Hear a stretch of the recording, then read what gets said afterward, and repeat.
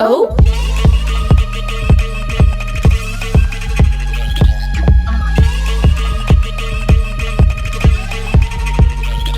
Oh.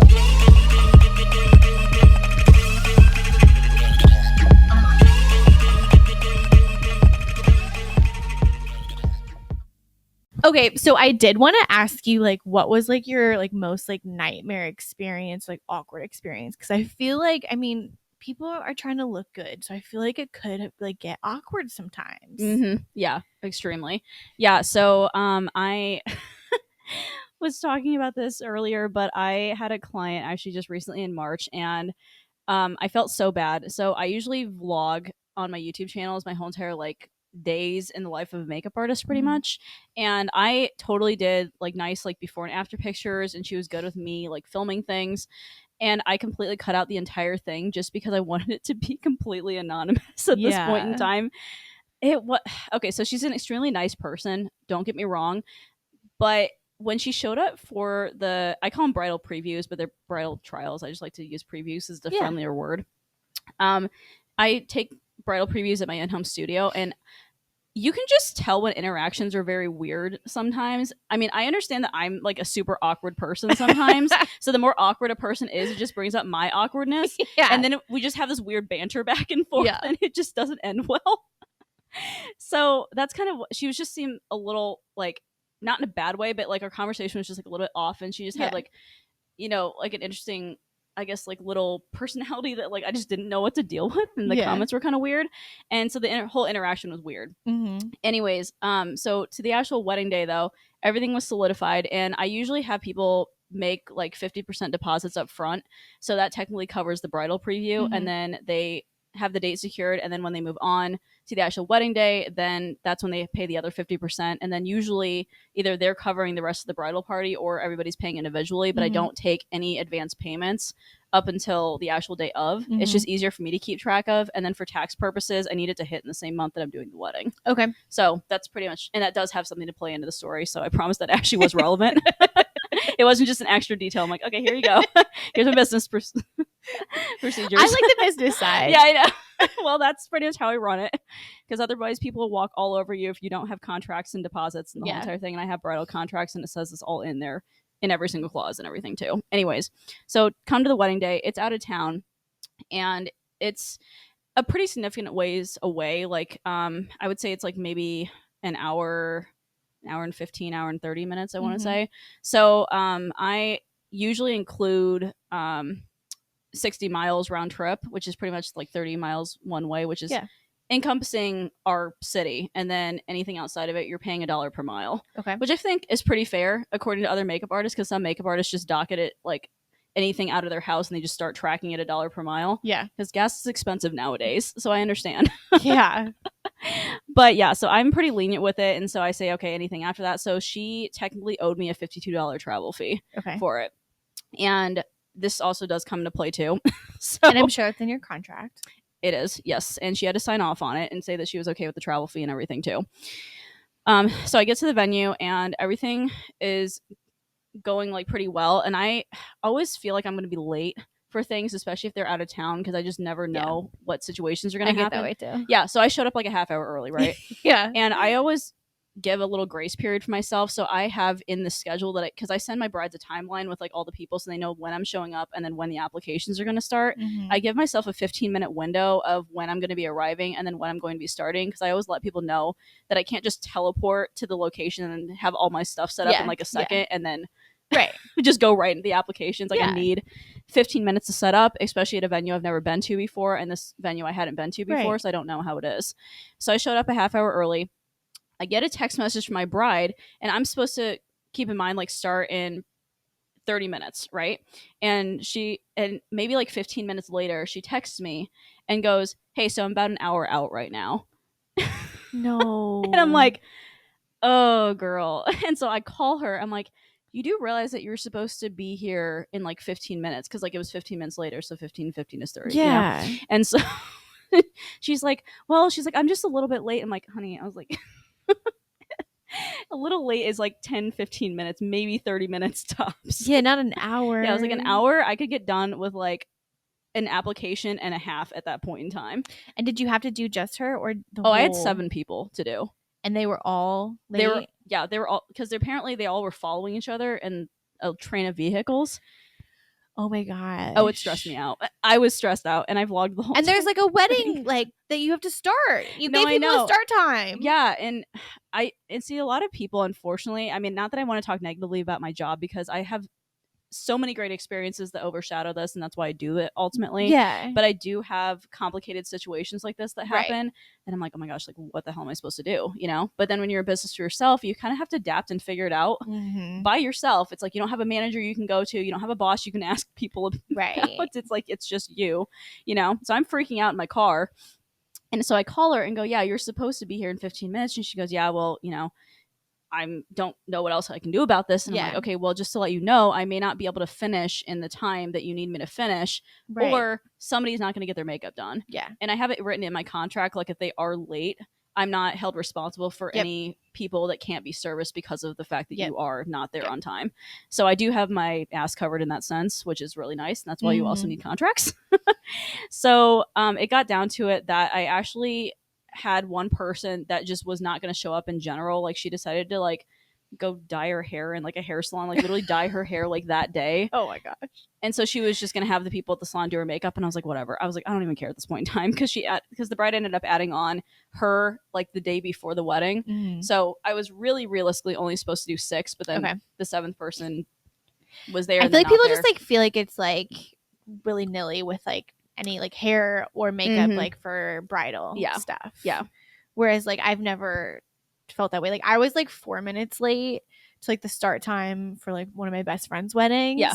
And I was stressed.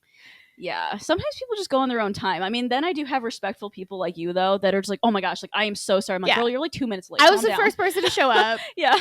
And then like girls started rolling in. One person rolled in with like wet hair, which like for getting your hair done, like you can't do that. Right. She was like, no, you need to go like dry your hair now. Yeah. Yeah, for sure. Yeah, because a lot of stylists don't carry blow dryers with them because they just automatically assume that you're not going to show up with wet hair. She's like, I thought I could just get a blowout. It's like, no. It's like, we're not a full-fledged salon here. We're not doing everything. Like, you're getting your hair styled. Yeah, sorry, not to interrupt you. No, it's all good.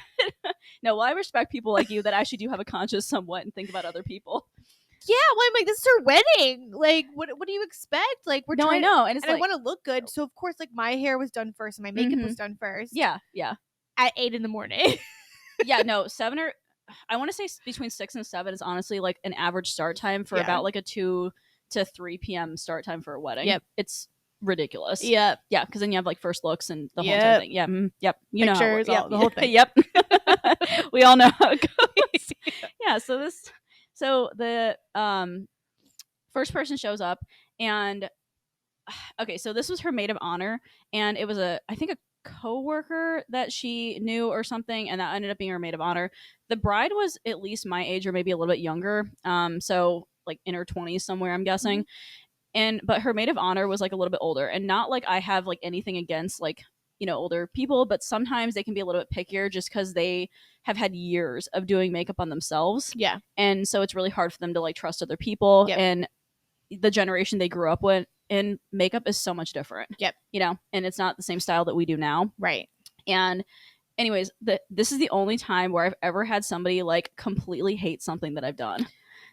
And it was such a hard blow. And it wasn't even because like I did a bad job. Like the bride actually loved what I did on this person, but the person themselves didn't like it just because they felt like it was too much. And I'm I consider myself like a natural like glam makeup artist. Like I don't usually ever do like full coverage foundations or anything, and I go generally pretty light on everything unless I'm requested to do something else. But if you just let me do my thing, it's pretty light normally. And so she just felt like everything was like too much, and she's not used to doing like blush, bronzer, and like the whole entire thing. Yeah. Because she was basically just like a concealer and mascara girl and like out the door, you know? And so of course I had to tell her, I'm like, well, you are getting your makeup done for special events. If you just do your everyday makeup, it's not going to last the way that you want it to. Right. And it's not going to look good for pictures. Right. So, but if you're hiring a professional, you might as well have them, you know, like lock and load everything into place and do what they normally do. But, you know, so she literally sat in front of me and like physically started wiping off. No. Yeah. And Are you emotional? Did you cry? okay, so my inner Taurus definitely was No, I a wanted to little kill hurt her. about it Yeah. because we feel things very deeply sometimes, and everything is like a personal blow to us. Like, Yeah. even You though were I know fuming. even though it's a personal preference, and I'm just like, so I sat there, and of course, she's my first dang person, So I'm like, Yeah. what are the And that other six people going to sets the be? Yeah, mood, it does. And and I was like, okay, well, this is I not just going. find that so disrespectful. At least like wait till you leave. No, I know. That's what I'm saying. I'm like, at least just wait till I Go leave. to the At least. bathroom. Yeah. Yeah, no. So she was sitting there like with her physical hands, and it's like, nope, I just can't. I mean, I kid you not. That is the only experience that I've had with that. Like, Yeah. only experience. Usually, everybody is like pretty darn happy with like the makeup, and if they have any Yeah. adjustments, they'll just ask me. Right. I'm like, okay, cool. Like, let me just change the lip color. It's like a very easy fix Yeah. normally. And even that, like, I could have blended it out. Like, she didn't have to like sit there and like physically remove it in front of my face. And so I was like, oh my gosh, like this is horrible. And like you're short on time. You're like, I just like wasted my time on you. No, I know. And sometimes even though clients are late, they still expect me to like finish on time. Yeah. And I'm like, it's not my fault that you're late though. Right. Like, and I was like, there's no such thing as doing like a fast but a good job. Like, you're either getting it done fast and it looks like shit, or you're getting it done. We gotta skip a couple people. Yeah, or we're skipping a couple people, Yeah. and you're getting good makeup. Like, which one do you want? Because I can't do both. I'm sorry. Oh my gosh, that'd be so stressful. Yeah. Well, luckily the other 5 people and the bride, or sorry, the other 4 people and the bride, because the last person didn't do it. They all went flawlessly. Like, even the bride's application went really good, and then the bride. Like when she went to pay me, she goes, "Didn't I already pay you for this?" And I was like, "The only thing you paid me for is the deposit." And so she's like, "Okay, that's fine." But she kind of like, I guess, half accepted my answer and almost acted like I was lying to her, when realistically, like, I'm a business owner. Like, I worked really, really darn hard for my money, and so I'm not going to scam people out of their hard-earned money either, because I have more respect for people than that. I'm never going to be a con artist or try to do something like that. Especially like when it's just you. It's like word of mouth is really important. Yeah, Reviews it's are like, important. so I don't want to be. Yeah, and it only takes one person. You were able to vlog her, which like you took her out, but like you could have vlogged her, so it's like she could have just like completely ripped you apart on the internet. Like, yeah, totally. So yeah, that was a thing. So I was like, okay, cool. Well, in the whole entire hustle and bustle of the day, obviously first application didn't go so well, and then between her like kind of questioning me whether I charged her the right amount, I was like, okay, I guess I'll just like move on with my life. But I forgot to charge her the travel fee. But you can kind of understand, because I was in a not so good mindset at that point in time, and I am a little bit forgetful, and anxious. so I was so I left, and I was like, oh dang it, like I forgot to get the $52 for the travel fee. And so I waited about like an hour or so, and then I texted the bride and I was like, hey, so feel free to not respond to me for like the next couple of days or whatever, but I forgot to charge you the travel fee, so I'm going to invoice you. And I invoiced through Square, so it's like an official tracking system. So if she really wanted to look back on like what I charged her, she could have looked back on those receipts, and that's exactly what she did, but she did it in like a weird way. She actually responded to me like at 9:00 that night. It was like 9:30, like closer to 10. You're like, girl, you're your reception. Like, I know. And I'm like, what do you do?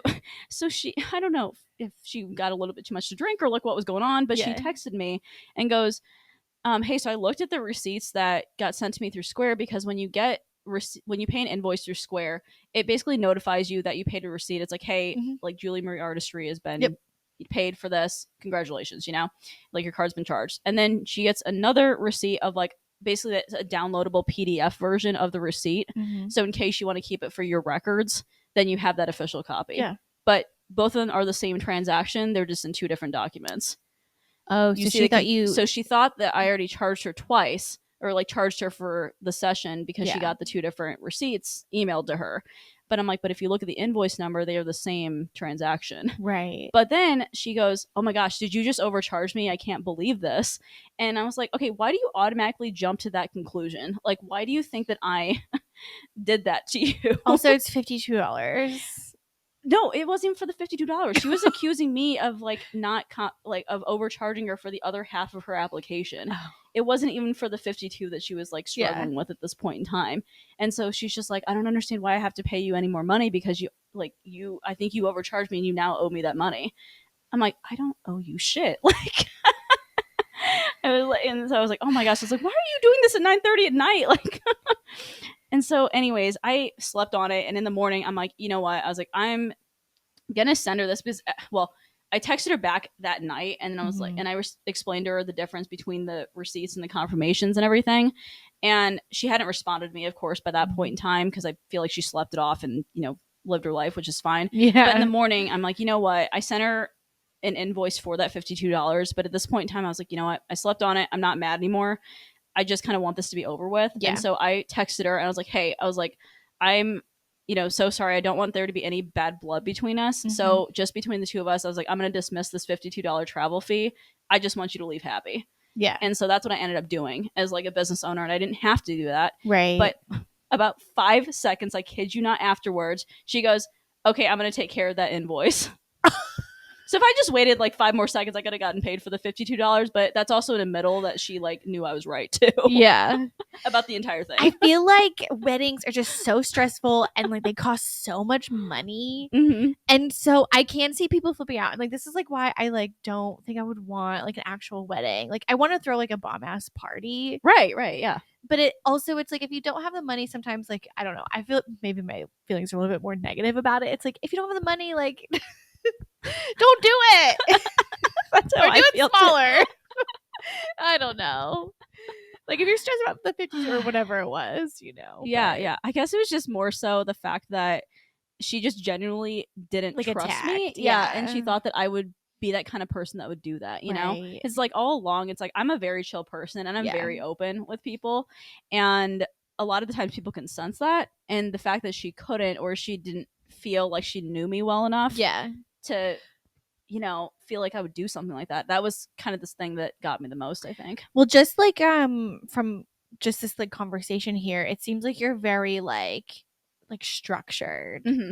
Yeah. Like I feel like a lot of Very times organized. like especially like right, like if people like there's like the left brain and the right brain people and like a lot of people who like do like more of the beauty industry are more I think it's right brain. Yes, the right brain is the creative side and the left brain is the analytical side. So there's less organization, I feel like, when you're more right brain, but I feel like you like have a good dynamic of both. Like you're like, here's the agenda. I'm gonna arrive at this time for setup. Like yes, I am not sure. I'm sure that takes like stress out of it. It's like so it's like honestly, like if you're so put together, I'd be like, I trust you. I'm just gonna pay you whatever you ask me. Well, and also it's like that's what you're paying for. It's like you're paying for me to be organized. You're paying for me to know what I'm doing. And it's like a service that you provide that like people probably really it's like it's like I don't have to make the full timelines, but I will make a timeline of what I'm setting up, when I'm ending all the applications in the order of the people. So nobody at the very end is like, a bridesmaid's missing because they ran out to go get bagels, because that's happened before. So it's like I want everybody to know when they're supposed to be going, so they're on the time slot, because I don't want to ever push into like photo time and have photographers get pissed at me. I mean, I'm super structured when it comes to business, and I feel like I kind of am a happy medium in between the right and the left brain. I feel like you're right. It's like a lot of makeup artists or anybody in that creative like beauty space are very right brain people. And so it's very hard to grasp the business side of it sometimes, because they're just like, okay, but I want to have fun and like do my creative work on people. But at the same time, it's like you ultimately are in a business, whether you want it to be or not. It kind of just happens to be that way, because otherwise you'll just get walked all over in this industry. Right. Yeah. Yeah. So it's like if like you're gonna always be on time, and if you're not, it's not because of you. Right. So yeah, that's awesome. Yeah. I do want to ask you a question, but I kind of want to. So I've been a bridesmaid before many times, and I did have a question about a personal experience that I had with like a makeup artist. I loved my makeup. Don't get me wrong. I love hearing. It was good, stories. And I would never complain. I feel like I always give this like example of like like getting your nails done. I feel like someone could literally chop my finger off and be like, "Ooh, looks great," like. So I would never even like tell her if it wasn't. But I did really like my makeup. Okay, I just want to preface. Yeah. Okay, but like I asked for a winged eyeliner. Okay. Because I didn't know how to do it at the time. Yeah. Might as well ask for something you can't do. I was like, I'm paying for this. Yeah. So I was like, shit, I'm gonna ask for this. Yeah. She told me no, because I was a bridesmaid and she didn't want me to overshadow the bride. And I was like, first of all, okay, the bride was looking hot. She looked so fucking amazing. I mean, there's no way in hell that my winged eyeliner was going to overshadow. And I respected it. I was like, okay, I didn't push it. I just was like, okay. Right. But I just like wanted to get your opinions, thoughts, like, There's opinions that popped in my head once you said that. Yeah, like, and to be honest with me, because if you agree with her, I want to hear it. No, it's all good. Yeah. So I guess it's not more so that I agree or disagree because each artist has like their own point of view with this.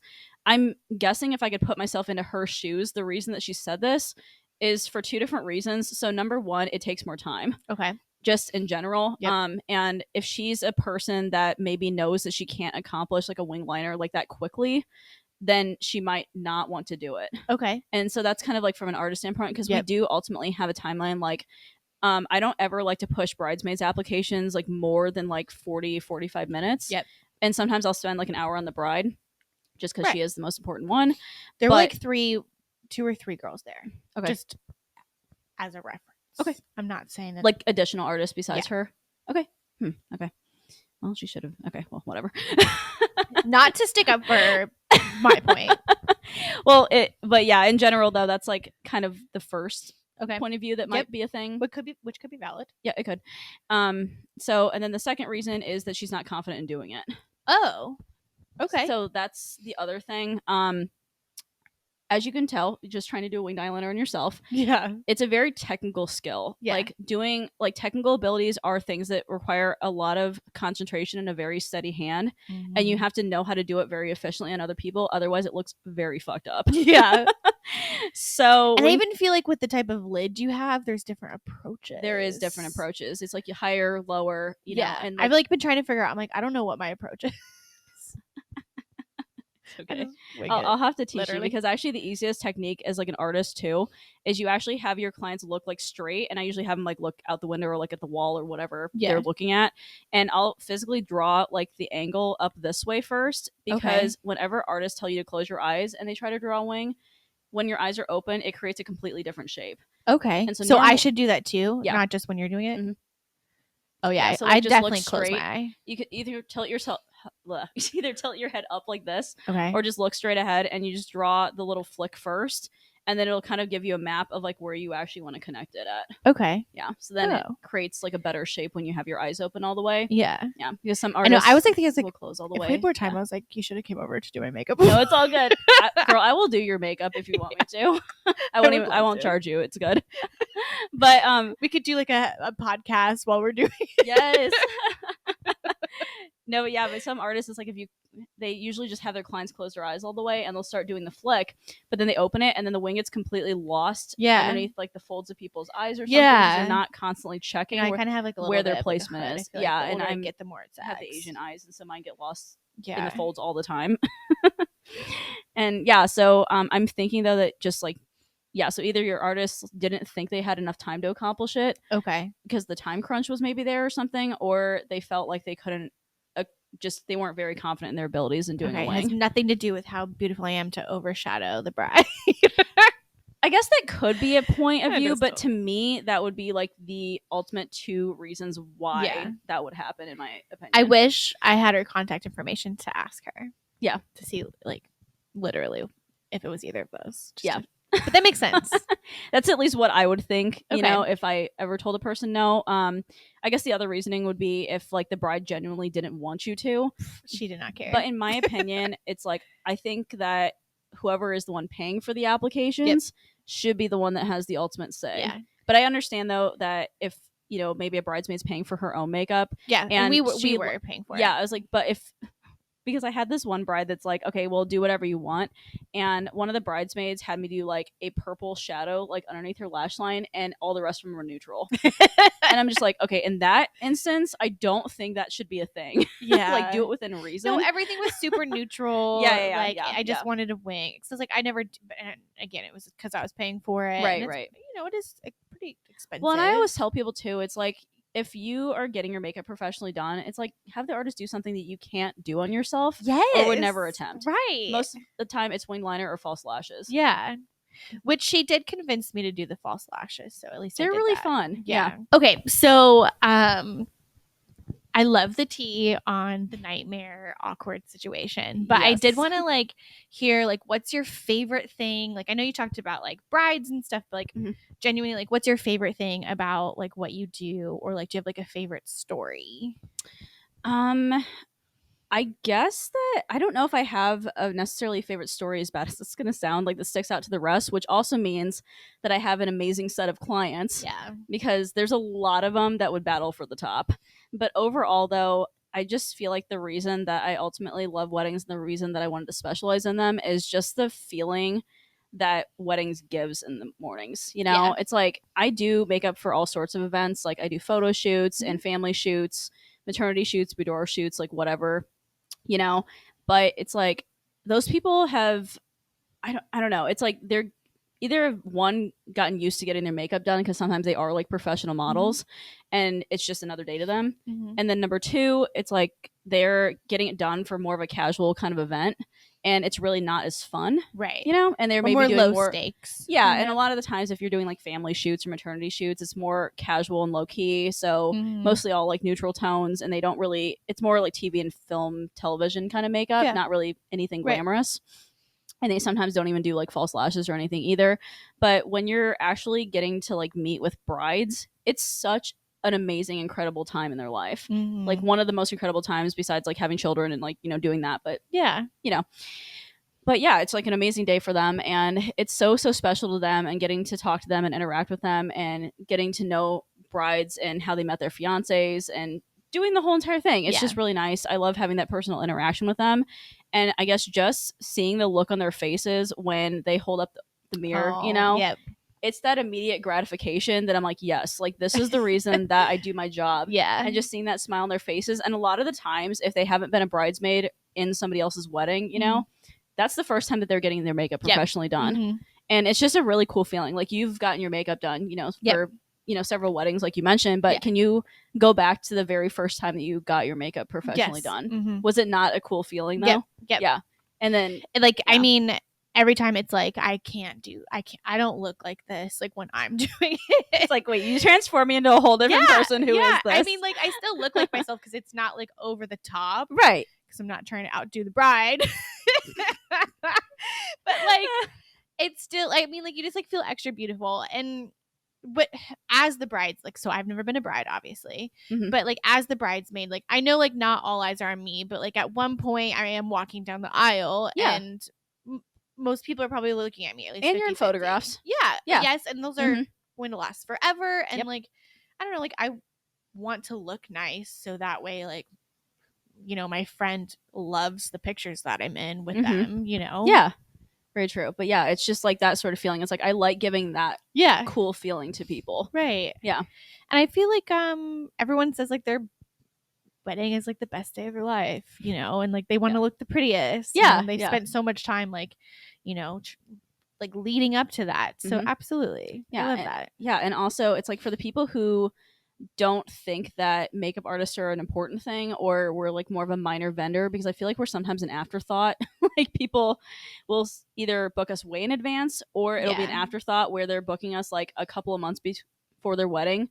And let me tell you right now, in the wedding industry, that is way too late. Yeah. I book out between like about 8 to 12 months in advance on average. And I'm considered a minor vendor. Yeah. Like, I can't imagine what photographers and venues are Yeah. going out nowadays. Like, it's insane. Like, you almost have to get engaged like 3 years out from your wedding date now to get some of these venues and some of these dates. Like, it's insane. Yeah. But yeah, Well, especially it's like since like we were talking about like COVID. yeah, Like I yeah. feel like everyone just like couldn't get married and then now everyone wants No, to. I know it kind of just all stacked up on itself. But Yeah.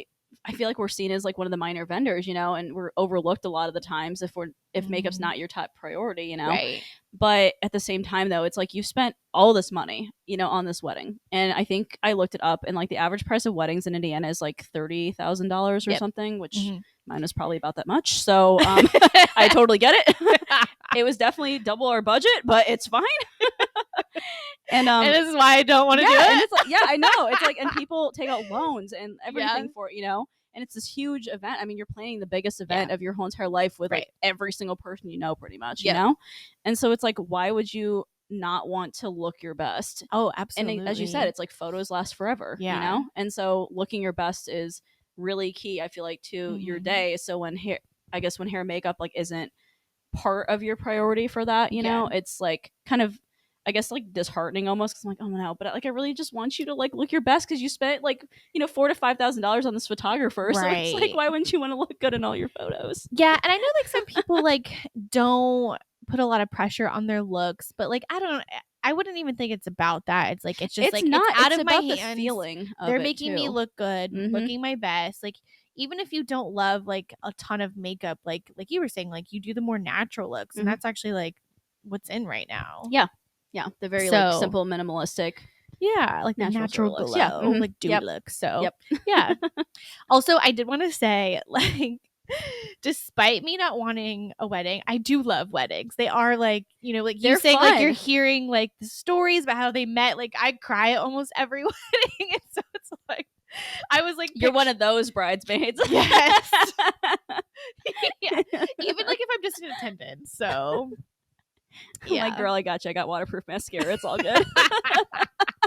There's so many bridesmaids too that are just like, I'm a crier. I'm like, I got you, girl. It's good. Yeah, it's ridiculous. I'm just like an emotional person, but I did have just like, so I asked my listeners for some questions, and then like I was saying, like I have just some random questions. So Sure. Go ahead, shoot. take your time if you need to answer. If it's a long answer, definitely do it. But also we could do kind of like spitfire with this. Sounds good. Okay, so this is one of my questions. So sometimes my makeup looks cakey just on my chin. Okay. Why does this happen, and then how can I fix it? Okay, that kind of depends, I guess, what techniques and products that you're using. And that's with like any makeup look, like anything that happens with your makeup. I almost have to deep dive into like what you personally do for your routine and what products that you use. Foundation. Okay.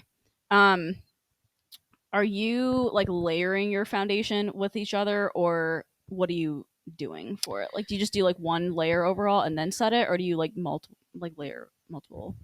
I take my finger and I go like this in lines over my face. Love it. Very official. And then I use a sponge. Okay. do you set it with powder like on top? Yeah, usually. Okay. What kind of powder do you use? Is it like a loose or a pressed powder? Pressed. Okay. Because usually that only happens sometimes when you use loose powders. And you said it only happens around your chin? Yeah. Huh. Sometimes right here. I'm like wondering if it's just like me being oily. Yeah, usually on your chin and your forehead, you can tend to have bigger pores like in those areas. And so whatever areas that you tend to have like more pores, you obviously get more oils that come through. Yeah. Do you feel like it looks cakey immediately, or does it kind of start looking cakey like over time? Gradually. I feel like it's because of oils at that point in time. That's what I was thinking. So I would suggest skincare. I will tell you right now that whenever I have a bridal client, or actually any sort of client, I will say that I want my clients to go about 50% of the way, and then I'll go the other 50%. But you have to have a really good base, which is your skin overall. So and as harsh as it's going to sound, the worse off that your skin is, the worse the makeup's going to look. Yep. I always tell people that we're not plastic surgeons. Like, we cannot reverse like 50 years of you not doing skincare. Yeah. So if you have fine lines and wrinkles, they're still going to be apparent. Like, we can't get rid of those. It's just makeup. It's just a base. Yeah. So in your case, and for anybody else who's oily, I would suggest cleansing really well with some sort of oil controlling cleanser. Okay. And then go in with a toner that's going to basically strip like some of the oils off your face. Because if you don't, I guess, like clean your face, or if you don't feel like cleansing your face, at least do the toner beforehand and try to get everything off. Okay. Because if you just I don't use toner. Yeah. So if you just start layering makeup over top without prepping your skin like that and removing everything first, all you're going to do is just be trapping your oils underneath that, and then your makeup's going to seep through a lot quicker throughout the day. Okay. But if you use some sort of toner that's going to absorb that first and get off extra layers of oil, then if you start putting your makeup on top and then set it with like a really good powder over top, it's going to trap it in for a lot longer. Okay. And it doesn't happen every time. Just like, yeah. I feel like that's like my one like makeup thing that I'm like, I can't figure this out. So well, and sometimes I'm guessing it probably has to do with the seasons too. Yeah. Like the more hot it gets, the more oily we get. I'm an oily skin gal too, so I 100% get it. Okay, so this was submitted from a listener. So what's a boundary you have as a makeup artist? And they gave an example. I don't do clowns because they scare me. Interesting. I know. First of all, clowns terrify me too. I hate going to the circus. I can't do it. I don't know if I necessarily have like any boundaries. The only thing that comes to the top of my head, and this is more of a business move for Mhm. me, whenever you're a freelance artist, people don't treat you with the same respect as like salons Okay. because they see you as like an individual person and Yep. somebody who has like a more casual business, even though I'm just as official Yep. as a salon, because I still run my business. I Yep. still treat it the same way. I still have legal contracts in Absolutely. place that will 100% hold up in court. And people just aren't treated the same way as individuals as much as like companies are. And so sometimes I will have people that will like get a hold of my personal phone number and feel free to like text me at like all hours of the night. Oh. So those are my boundaries. I don't answer anybody before a certain time and then after a certain time. Yep. But then I've genuinely had people that have gotten 100% pissed at me for not responding at like midnight one time. Oh. Because, well, okay, if you think about it, it's like you send an email to somebody, but emails, you're like, okay, they may not check their email every single day, True. but texts go directly to your phone. Yep. So if you ignore them for like a certain amount of time, like I usually am busy with weddings like all Saturdays and I don't Right. respond like on Saturdays and Sundays usually to like any text messages. And a lot of people, if they text me on like a Saturday, they're like, oh my gosh, like why is this girl ignoring me? Like, Okay. And so, but I, at some But point in common time, like, sense would say you're busy yeah, or sleeping. If I it's mean, midnight. you would think so, but but those are the boundaries that I've had to set, like for Yeah, people. that's good though. I think like probably like for your personal like It is because I think that some people just don't realize that like we have lives outside of our business, Yeah. and just like how they want to enjoy their weekends, I also want to enjoy my weekends too, as much as as Yeah. little time as I have on them. Right. But my weekends more so happen like Mondays, Tuesdays, and Wednesdays. So like I'm technically working during those times, but yeah, it's like I still have boundaries for myself, and I will not answer anybody like after 7 p.m. Okay, no, I think that's good. Yeah. I think I love boundaries. Yeah, so so it's more business boundaries to me. It's not necessarily who I will and will not do makeup on. Although I do have my limits on like what I'm actually capable of doing. Like I have all appreciation for people that can do like special effects makeup, but that's not the type of things that I want to go into, nor do I think I'm capable of doing it. Yeah, absolutely. Yeah. So no clowns. No clowns. No clowns whatsoever. Okay, so I feel like we kind of talked about pores, but I did want to just like actually ask the question just in case like you didn't hit on it. Sure. Best way to minimize pores. I don't know that that's So- like with makeup, but like you can't. Yeah, I was like, there's only so much you can do as far as pores, but that more so has to deal with your skincare. And I feel like there is Yeah. a weird crossover in Yeah. between like what's considered makeup tips and then skincare tips, because a lot of people, just see like, estheticians, and then skincare and makeup go hand in Mhm, hand, mhm. but they are completely separate things. Like there's a lot, just on a side note, there's a lot of times where people, will ask me for skincare advice rather Yep. than makeup advice. I'm like, well, I'm not a licensed esthetician, so I really can't advise you Mhm. on what skincare products that you can use, Yep. but I can tell you, like all the makeup tips. I use retinol.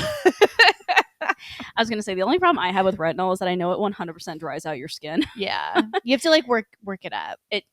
In very small doses, and Mhm. otherwise And, like, you can start- heavily dry out your skin, and Like it can there's be a like problem. a percentage Mhm. in it, and so like you have to start with a smaller percentage. Yep, for sure. Yeah, your skin almost has to build But up I'm not an immunity to esthetician it. either. Yeah, I know. And so it's, but as far as the pores go though, that's more of a skincare thing. Yeah. And realistically, it's like you can try to minimize pores all you want, but I don't know if there's such a thing as like actually minimizing your pores, because a lot of the times Some it's people were just just what it is. blessed. I Mhm. was not one of those people. I have big ass pores, but retinol does help. Like Yeah. so, it's like It's like there's things that can definitely tighten as like, a big your pore pores or fill it girly, in. Yeah. retinol does like helps. I'm answering your questions for you. No, it's all good. Okay, so best foundation. Okay, that's also a tricky one too, because that also has to do with your skin type. Yeah. Yeah.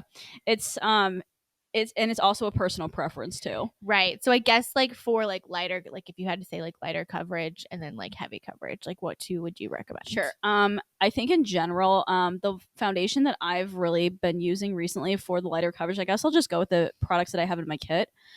So I use all satin finish foundations just because satin finish is right in between dewy and matte. And how do you know if it's satin finish? Does it say? Normally it will say like on the box, or if you go onto like the website of the place where you're trying to get it from, so say like Okay. Ulta for instance, like Okay. it'll say covered satin or I've covered, never heard of this. or sorry, not coverage but finish, like satin matte, Okay. whatever, and then the coverage will usually say like light, medium, or full, and then so then you'll know. Okay. But the foundation that I've been using, as far as like either the satin or like dewy finish foundations for lighter coverage, is the Charlotte Tilbury Light Wonder foundation. Okay. All my foundations are actually silicone based, and that's also another big factor of how long they last too. Oh, okay. So a lot of times people are really, I guess, really scared of silicones because we just hear, that it's like a bad thing, you don't want it in things. But for the longevity for your makeup, that's actually the same ingredient that airbrush makeup's made out of. Okay. And that's why everybody has this whole hype around like airbrush makeup, but really it's like it's pretty much the base that makes it have the longevity that it does. Okay. And so yeah, all my foundations are silicone based just because they fill in pores, and you don't necessarily have to use a primer with them because the silicones already kind of make that primer for you. Okay. You can technically still use a primer if you want to, but a lot of the times they kind of do it themselves. And then as far as full coverage foundations, I've been using the NARS Natural Radiant Foundation. Okay. It's a very expensive ass foundation, but it works wonders. And again, it's like I use satin finishes just because, in my opinion, it's like if you prep your skin for oily or dry, satin finishes you can kind of alter to however you want them to be. Okay. And like with oily skin, just set it with more powder. Okay. So yeah. Okay, so I know you were talking about like the glowy dewy look, but best way to do a glowy dewy look on top of what you've said. Anything else? I would say if you want like a glowy dewy base, okay, so first of all, my thing with glowy and dewy, if you see all these people on like TikTok or Instagram that do glowy and dewy bases, it's almost sort of a gimmicky thing because the more glowy and dewy it is, the less amount of time it's going to last. Because obviously, you're mixing in like either moisturizers or like liquid highlighters or something like that. And usually those people are not setting it with like any sort of powder, which is not going to last for very long.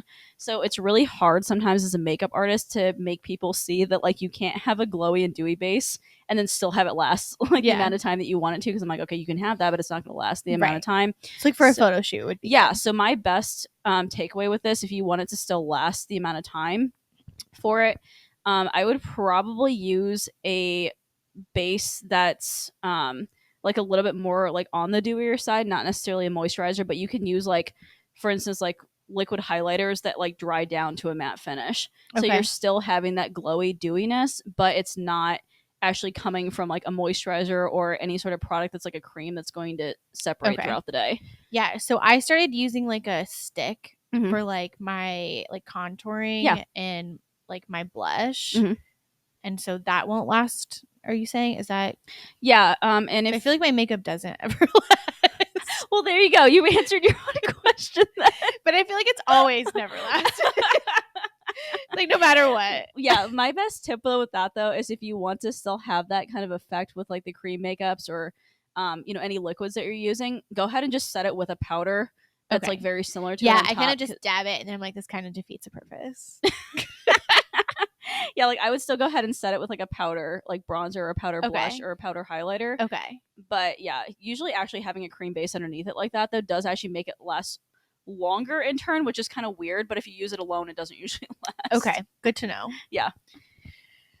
Okay, so concealer. Why do we need it and why is it different from foundation? This is my question. Okay, well technically I don't think we actually need makeup in our lives like in general. Yeah. I think it's just something to make us feel better as human beings and not make us look like we, like aged 50 years overnight and don't wake up and look like The Walking Dead. Yeah. But acne under here, you guys can't see. Yeah, I think it's more so to make us feel better about ourselves, but so the difference between concealer and foundation is just the areas that you mainly use them in and the purposes that you're trying to have for each one of them. So foundation is your base makeup. That's what you put all over your face. And usually I do foundation first. So there is some people that do concealer first. Yeah, I do that. Yeah, but in my okay. So there is people that do it like Abby. But I usually use foundation all over my face and then I use concealer in the areas that it can't cover. Okay. Because a lot of the times concealer is usually a more full coverage than your foundation is. So I feel like if you use concealer first, it almost can get more cakey that way Yep. because you're using more of it to try to cover the areas when really foundation should be doing that work for you. Okay. And then when you use concealer on top of it, you're not tempted to use it as many areas. Okay. So realistically, when I'm doing either makeup on myself or on other people, I'll just do concealer kind of right down the center in the T-zone kind of area, and then a little bit underneath the eyes. But pretty much I pull my foundation like almost kind of like to where it hits on your cheekbone underneath your eyes. Okay. And then I'll use the concealer to go the rest of the way. But they actually are completely formulated differently. So like I wouldn't try to put foundation up where your eye is. Yeah. Because it's not formulated to I be used to near your kind of eye do area. that. Yeah. I don't think this is right. Yep. Something tells me. Yeah, concealer is formulated to be near your eye area where foundation is not. So a lot of the times people can get irritated if they try to take foundation all the way up there. Okay. Yeah. That wasn't it. I just saw everyone not doing that, and I'm like, I think it's wrong. So I am not the expert. No, it's all good. At least we learned and we're adapting.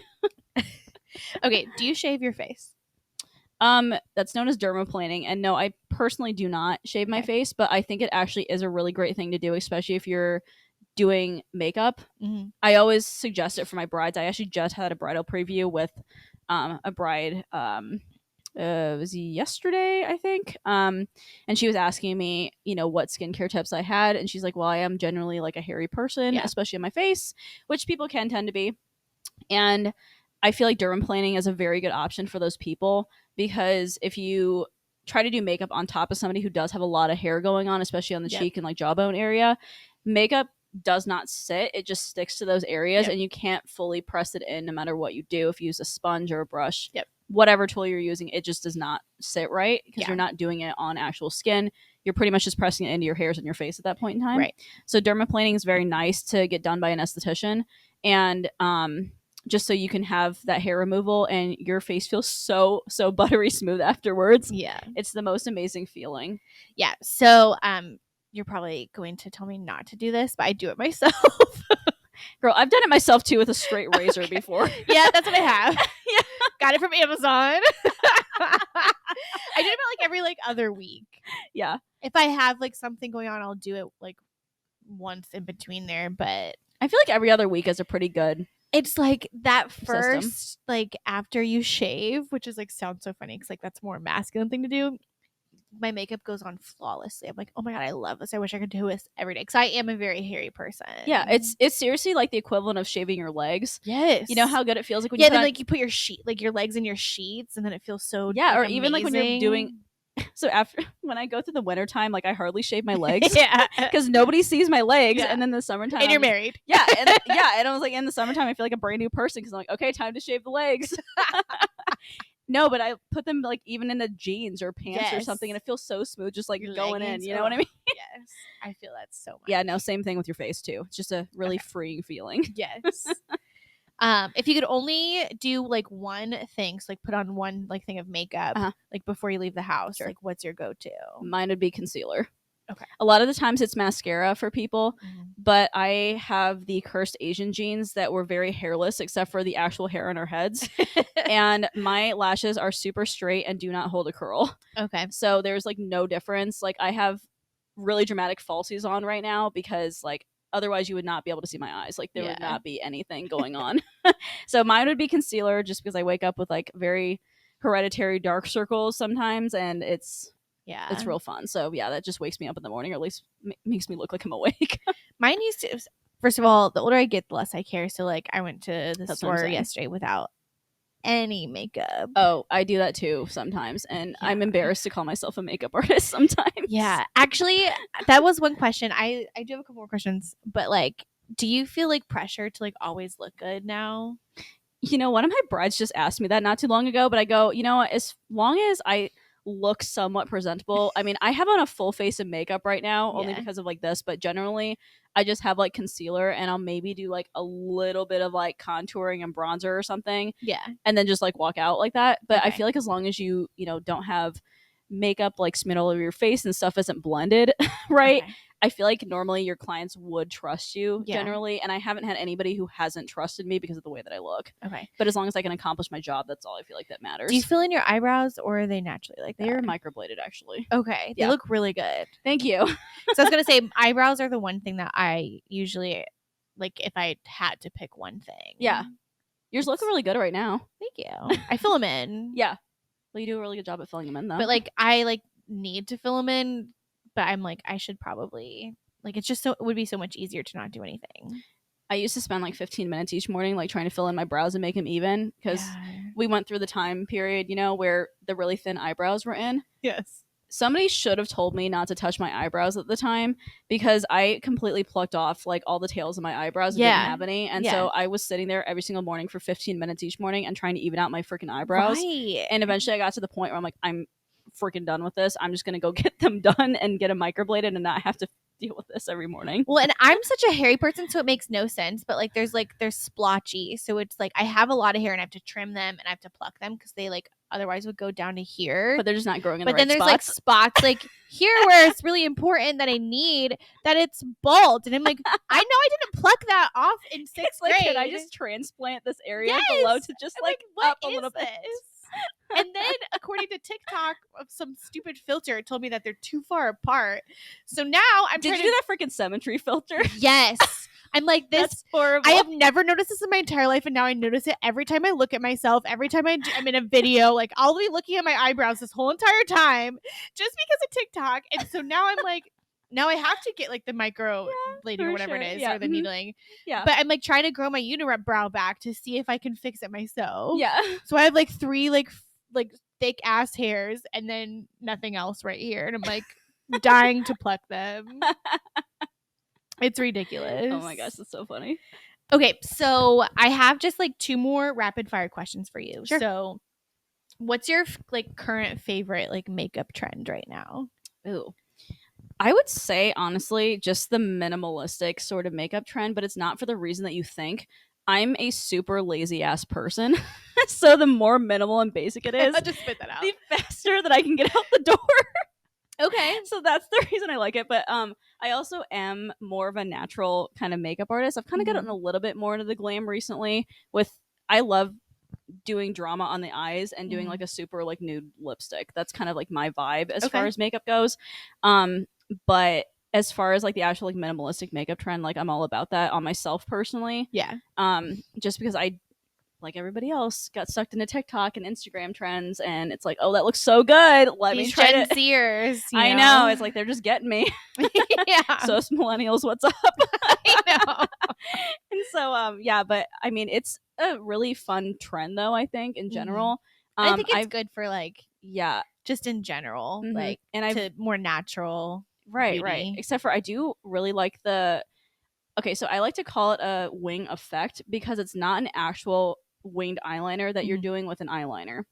But it's more so like that trend that you see on TikTok all the time where you're using a shadow or like a lighter brown liner to smoke it out like and do almost like a wing kind of effect, and you're dragging it up and just cleaning up with like a makeup remover wipe. Oh yeah, I like put like that I love. Like, something right here and then kind of filled it in a couple of times. Yeah, that's kind of the same thing. And I've like seen someone like take something and then like pull it out, and I was like, I don't know if I'll ever be able to accomplish that, but yeah, I do. It's actually really easy. So if you just glob like it sounds weird, if you glob a whole bunch of dark brown eyeshadow like on the corner of your eye and just take a makeup removal wipe and clean it up, that's all it is. Okay, it's actually really simple. That's way easier than what I was doing.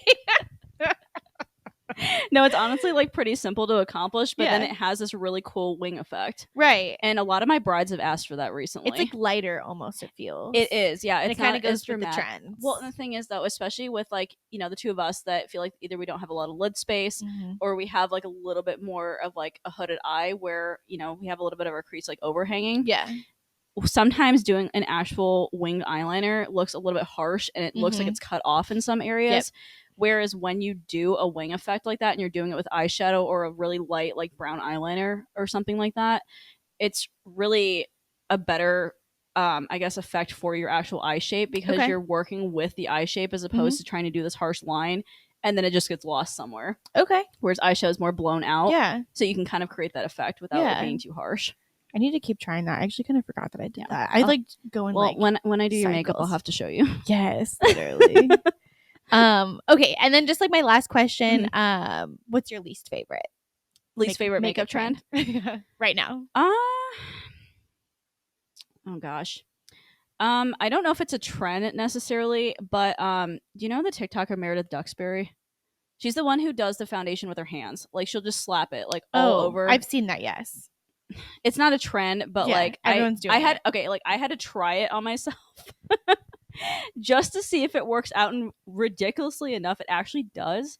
But it's so much though. Okay, but the reason that it does though is because all your product is like you're absorbing all your face and makeup in your sponge pretty much. Okay. And you're removing like all the excess products, so it technically is like a normal amount of foundation, but then you're just wasting being wasteful. $30 of product like in your sponge pretty much. Okay. But yeah, that's I wouldn't say that it's obviously like a trend necessarily, but that definitely makes me cringe a little bit. Okay, I actually lied. I forgot this when you said sponge. I skipped over. How often should I be cleaning my brushes and sponges? I guess I'm like the worst example of this. My personal stuff, not my actual professional kit. Yeah. Realistically, you probably should be spot cleaning your brushes like every single time after you use them. Yeah, don't freak out because I don't do this either. Mine get cleaned like every couple of weeks, I want to say. Oh. And I just do it with like Dawn dish soap and olive oil. Like it's not even like an official. Yeah. It'll be like an 80-20 sort of mixture. When I do clean them, that's how I do it. But yeah, it's really not every couple of weeks. Yeah, and then especially sponges should technically be cleaned like like every single time too, because sponges absorb things. Damp it before I use it. So I'm like, is that cleaning it? It's not. I know. I'm disgusting. You need some sort of soap or something. Yeah. No. Don't do that. Okay. It's okay. I knew the amount of time that like how often I'm cleaning them is not the right answer. Yeah. I just wanted to see what you would say. The fact that you had to ask that question. Yep. A good indication that you're probably not doing what you should be. Nope, absolutely not. No, but I'm also the worst example too, because because a lot of my brides too, just really quickly, they'll ask me like how they should remove like their false lashes, for instance, and I'm like, do you want me to I was like, do you want me to give you the official answer of what I should be telling you, or what I usually do with my lashes and what you're realistically probably going to do? Is you should be technically using a eye makeup remover on like a cotton pad or something, or on a washcloth, and just holding it there, and soaking it, letting the glue dissolve a little bit, and then you can just peel it right off. It'll just come right off. But when you're had a little bit of drinks in you that night and you're at their wedding reception, it's like you just want to peel that shit off and go to bed. I am like really good about removing my makeup every night. See, that's really good though, even if I'm like drunk. Hey, after a night out, I come home, I let her out, I take all of my makeup off, and I get all the way into my pajamas. And I know some people are really terrible at that. So no, that's actually really great though, because a lot of the times that's the reason why people break out on their faces, because they don't remove all their makeup at night. And that's the one thing that I always have to do too. I mean, it's worse enough. Like sometimes I'll be flying on airplanes and I'll like fall asleep, and I'll feel so gross when I wake up, even though I'm not sleeping for a whole 8 hours or anything. It still feels but like I just dirty. wake up and I'm just like, oh, this is wrong. Like something feels wrong about this. Yeah, absolutely. No, the reason I'm breaking out is not because of that. It's like, oh, I'm trying to figure it out. But no, don't you just love like hormonal adult acne? It's been great. Like I've had acne my whole life, and then they were like, like you turn 30 and you're like, I'm a full ass adult and I still have this. Here's the birth control pill, and it like worked for the most part. I would still break out a little bit, but it like worked for like 15 years. And then I'm like, I've been on this for 15 years. I'm getting off. Right. And like it's just been a mess. Yeah. So totally. Okay. All right. So for everyone that's tuning in that doesn't know, I end with an Ope story. So this is the Ope podcast. And if you're not a Midwest girly, like we say Ope, like, oh, I'm like moving past you. Or like if you interrupt someone, let me just sneak past you real quick. Yeah. Like, oh, like I interrupted you. I'm sorry. And so I had asked Julie to prepare an Ope story, just something that makes you go Ope. So awkward, funny, weird, crazy. So the floor is yours. Yes, mine is all of the above. And this doesn't have anything to do with my makeup artist career at all. I decided to include a personal story because I feel like I talk about my makeup artist life way too freaking much. So Okay, and this is one of those stories that if your friends or family that is watching, just ignore it. No Just click off. judgments. Just click off. So I will tell you right now that I do smoke weed every once in a while, which is kind of a no no because like weed is not actually legalized here, Yeah. but it's fine. Yet. Yet, hopefully. But I wanted to try edibles at one point in time, and wanted to try pot brownies one time because brownies are really freaking good. Yeah. So we were at one of my friends' houses. Well, I was at one of my friends' houses for, I guess, just like a get together, and we were just going there for like a game night, and all of us were planning on spending the night, but there was like 6 of us or something that were there. Yeah. And one of my friends has a family that's like pretty well off, and they have this huge mansion, or at least did, in the middle of nowhere pretty much, and sat on like a huge tract of land, and we actually shot off fireworks that night because we were like away from everybody else, which is really nice. Yeah. But we were just having a fun time, and people were drinking. I don't drink, but everybody else did, and we decided to make pot brownies since nobody else was going to be home. And it smells obviously when you cook things with like the oil that you reduce down to like make brownies. And so it, of course, smelled really pungent in that house. And we were all sitting around, and and they actually had an indoor pool like in this house. Oh, okay. So when you said mansion, you really meant it. Yes, like it's a huge house, like over probably 10,000 square feet. Like it's huge, and they don't have it anymore, but they did. And see, if I was that rich, I would be adopting a kid. See. Well, anyways, they have an indoor pool house. Like it's a whole entire house with like a bar and a hot tub's like in there. Oh wow, yeah. And a whole entire kitchen space and everything. Yeah. They have like a bathroom and like the whole thing. It's a pool house, but it's like connected to the other house, like a hallway.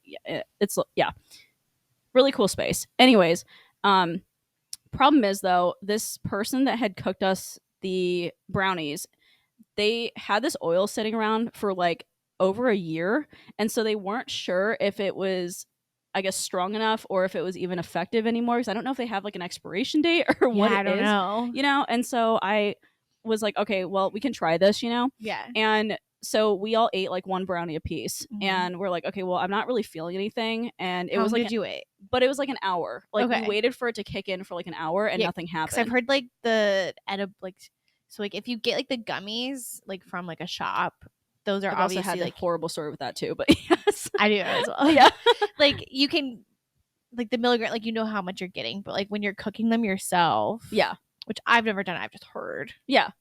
Right. Like it's tricky. Yeah, and especially with like oil, it's like you're just pouring it all the way into the batter and mixing it up kind of like vegetable oil and brownie batter, Right.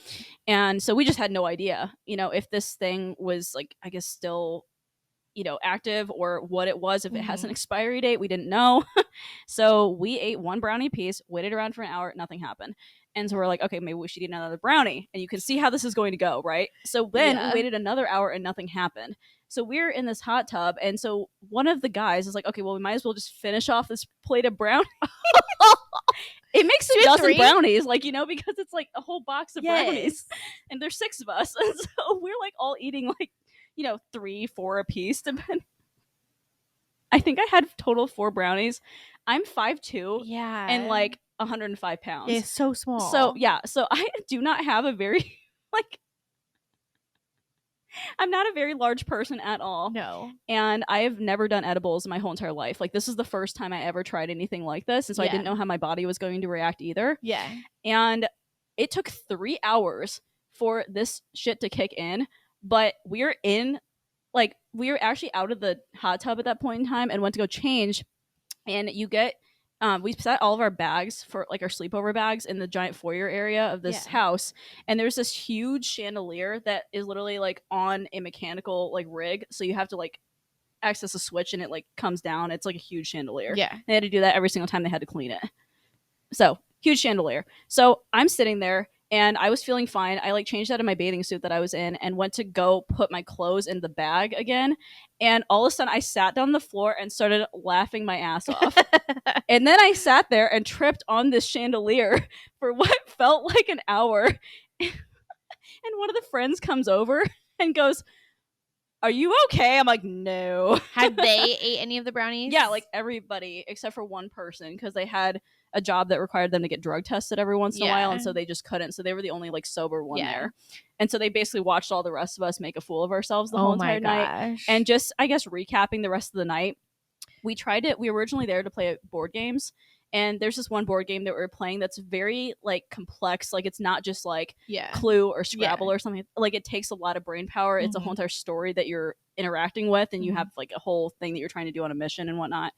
And it takes a while anyways to try to comprehend the game when you're sober. And so then we have people who are on a really large amount of pot, and then also people who have been drinking at the same time. And everything just moves like very slowly when to a sober person when you're with people who have been smoking or, you know. Well, and like when you're high, like it feels like it's like 15 minutes is like an hour, it feels too. Yeah. But we felt like everything was moving at a normal pace. We were all sitting at this table, and there was, you know, 6 of us, and we each had our turn. Like, you have to roll the dice and like move your turn and whatnot, you know. And oh my gosh, the person that was sober, she's like, she eventually gets to the point, she's like, no, everybody's going to bed. We're done. We haven't asked, you guys have gone around the table once, and it has been 2 hours. Oh my gosh. That's so bad. And so we were like, no, it's not been 2 hours. She's like, yeah. She's like, I have fucking been here. It's been 2 1 in the morning. hours. Yeah. And she's like, everybody's going to bed. Well, oh yeah. And then like right before that though, we had like, before we started the board game, I don't know what exactly happened, and I don't know how somebody got on this, but somebody was trying to think of the word for Triscuits. The high stories I'm telling. Somebody's trying to think of the word for Triscuits, which is a very complex word when you're high, by the way. Yeah. Because it's a brand of crackers. Right. You know, little... And so somebody goes... The worst cracker, by the way. It's awful. Just little wheat crackers. Like, I have no idea. But anyways, I was like... But everybody was shouting out, like, Triscuits to them. And they're like, no, that's not it. No, that's not it. They're like, no. He's like, these very, like, thin, like, wheat crackers. They're like, yeah, Triscuits. And somebody else is like, you're not talking about those Ritz crackers, are you? And he's like, no. And so Wheat thins. Yeah, and so he's shouting. And then somebody goes, oh my gosh. He's like, Bisquick. And he's like, and then he turned around and goes, motherfucker, that's pancake mix.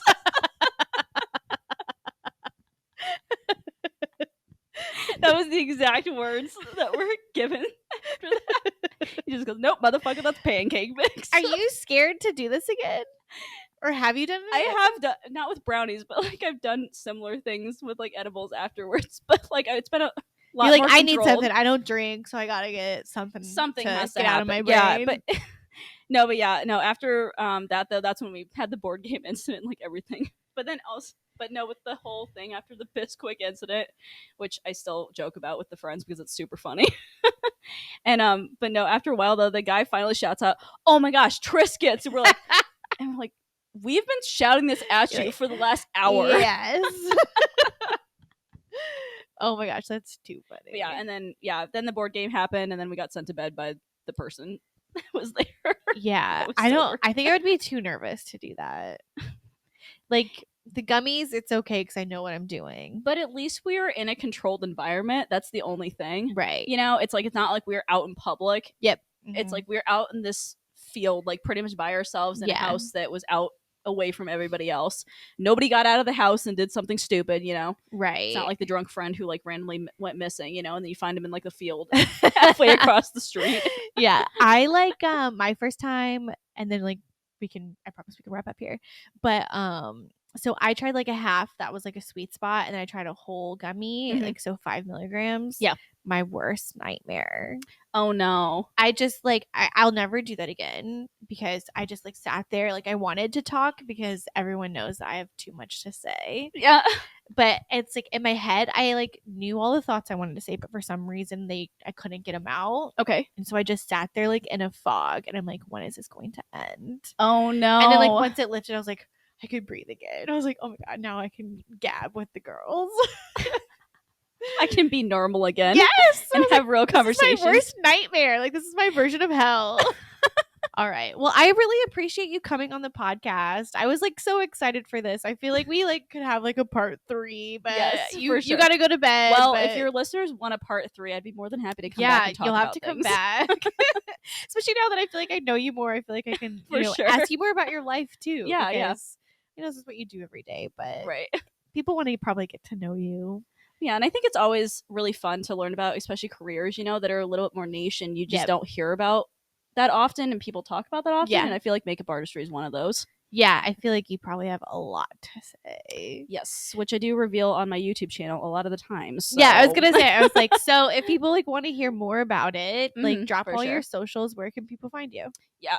So on YouTube, you can find me at Julie Ruby. It's just JulieRuby, and that is my actual official name, in case anybody was wondering. And then on Instagram, it's at Julie Marie Artistry. And you can follow me at Abby McCarville and follow the Ope Pod.